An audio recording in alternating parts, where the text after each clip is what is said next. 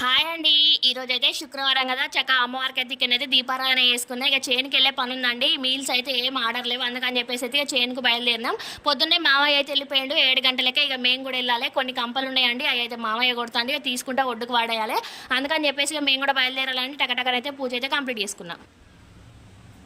ఓం శ్రీమాత్రే నమః. ఓం శ్రీమాత్రే నమః. అందరూ బాగుండాలి. అందులో మేము కూడా బాగుండాలని అమ్మవారిని ఎప్పుడు ప్రార్థిస్తాను. మా ఏరాలు నేను ఇద్దరం అయితే చేనుకి వచ్చేసినాం. మా మావయ్య అయితే పొద్దున్నే వచ్చిండు 7 గంటలకు. కొన్ని కంపలు అయితే కొట్టేసి మా మావయ్యని అయితే ఇక కళ్ళు అమ్ముతాడు కదా, చెట్లకైతే వెళ్ళిపోయింది. ఇక మేమైతే ఏం చేద్దాం అని చెప్పేసి ఇక కంపలన్నీ ఒడ్డుకేసినాం. తర్వాత ఇట్లా చిన్న చిన్నవి కొన్ని అయితే ఉంటే అవి కూడా కొట్టేసినాం. ఇక చేను పని అయితే స్టార్ట్ అయిపోయింది. ఇక గింజలు పెట్టుకోవాలి కదా, అందుకని చెప్పేసి అయితే చేను అంతా సాపు చేస్తున్నాం. 2 రోజులు అయితే అంది రాబట్టి ఇక ఒడ్డుకైతే బాగా కంపలు మొలిచినాయి. ఇక అవన్నీ కొన్ని అయితే కొట్టినాం. ఇంటికైతే మేమైతే మళ్ళీ బయలుదేరినాం. కూడా వీడియోని చూసి అలానే వెళ్ళకండి, ఒక చిన్న లైక్ చేయండి. కొత్తగా చూసిన వాళ్ళు ఎవరైనా ఉంటే మన ఛానల్ని సబ్స్క్రైబ్ చేసుకోండి. ఉంటాను.